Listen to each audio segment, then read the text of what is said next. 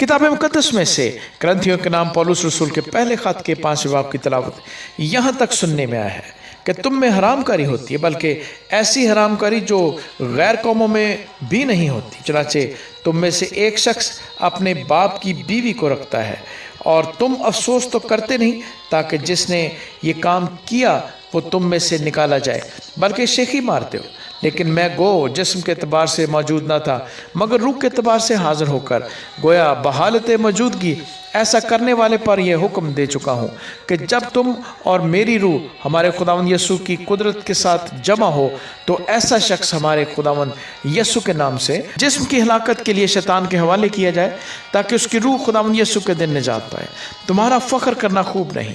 क्या तुम नहीं जानते कि थोड़ा सा खमीर सारे गुंदे हुए आटे को खमीर कर देता है? पुराना खमीर निकाल कर अपने आप को पाक कर लो ताकि ताज़ा गुंदा हुआ आटा बन जाओ। चुनांचे तुम बेखमीर हो क्योंकि हमारा भी फसा यानी मसीह कुर्बान हुआ। बस आओ हम ईद करें, ना पुराने खमीर से और ना बदी और शरारत के खमीर से, बल्कि साफ दिली और सच्चाई की बेखमीर रोटी से। मैंने अपने ख़त में तुमको ये लिखा था कि हरामकारों से सोबत न रखना।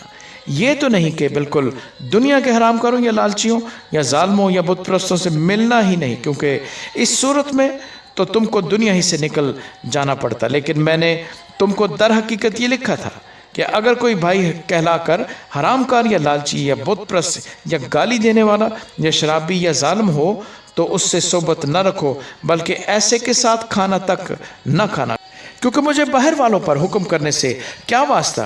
क्या ऐसा नहीं है कि तुम तो अंदर वालों पर हुक्म करते हो मगर बाहर वालों पर खुदा हुक्म करता है? बस उस शरीर आदमी को अपने दरमियान से निकाल दो। आमीन।